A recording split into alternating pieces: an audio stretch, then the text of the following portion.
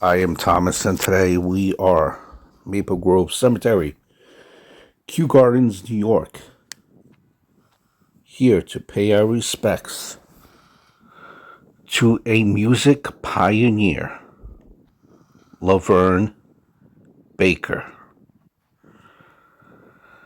Laverne Baker, you heard her song earlier, that little snippet in the beginning. Tweedledee, Jim Dandy to the rescue. Jim Dandy to the rescue. One of the pioneers of music, and I listen to all types of music. Laverne Baker, known for Tweedledee, very popular song. Jim Dandy, I Cried a Tear. In the 50s and 60s, she was on top of the world, and even now, many people don't remember her or don't know about her, and I think she's highly underrated. Some even say that rhythm and blues let me rephrase that. She had, I think, a fusion of blues, jazz, and R&B, and her vocals alluring. And one could even argue that kind of set the stage for the rock and roll surge of the 50s. And well, if you want to talk about the highest and sincere, flattering compliments, Elvis Presley recorded 8 Laverne Baker songs. 8. Born in Chicago as Dolores Evans, she was raised in Comets City. And Baker, began singing in Chicago clubs, often billed as Little Miss Sharecropper. Little Miss Sharecropper. And first recorded under that name in 1949, which led to a national recording deal with the title for National Records in 1951, shortly before it folded.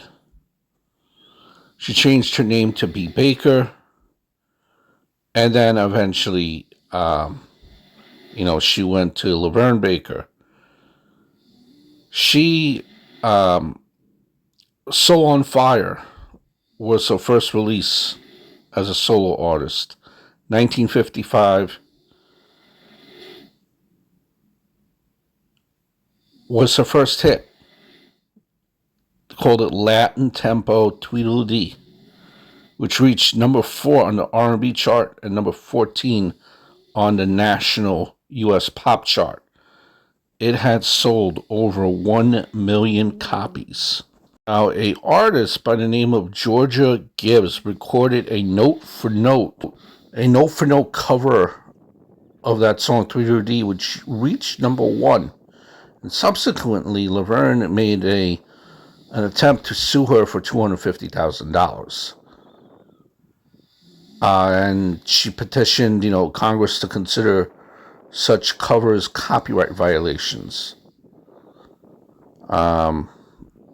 But it was a unsuccessful attempt.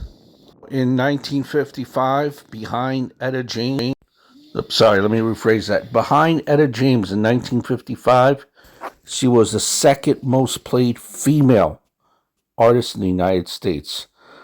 Succession of hits on the R&B charts over the next couple of years with her backing group, the Gliders, including Bop Tingling, number 3 in R&B, Play It Fair, number 2 R&B, and Still, which was number 4 R&B. She had, success with both pop and R&B artists, and she created successful, crossover success for R&B. Jim Dandy, number 1 R&B, number 17 pop. This is what I mean, crossover. Sold over 1 million copies as well, and was certified as a gold disc. Then you had the follow up to Jim Dandy, where Jim Dandy got married. Jim Dandy got married. Again, highly underrated. Definitely a artist whose music kind of, I think, withholds the test of time. Like if you listen to Miss Baker's songs now, they still, it's not outdated. They withstood the test of time. Uh Laverne kind of kept her nose clean for the most part. There was a controversy involving one of her songs. Um, it was called "Think Twice." I mean, the song kind of has a little bit of raunchy lyrics, maybe considered inappropriate even for today's airplay. Definitely back then. Three versions were recorded of the song. One of which is the version with the raunchy lyrics. She definitely loved to sing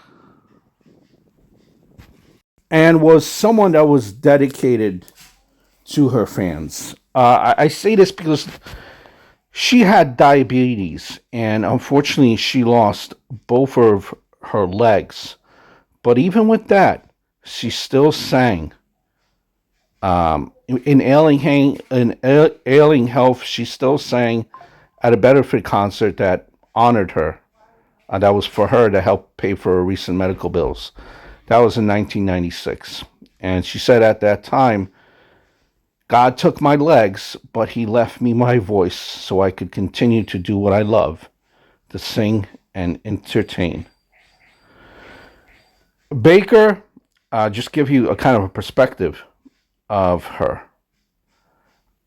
Jim Dandy was named one of Rock and Roll Hall of Fame's 500 songs that shaped rock and roll and was ranked 343 on Rolling Stone.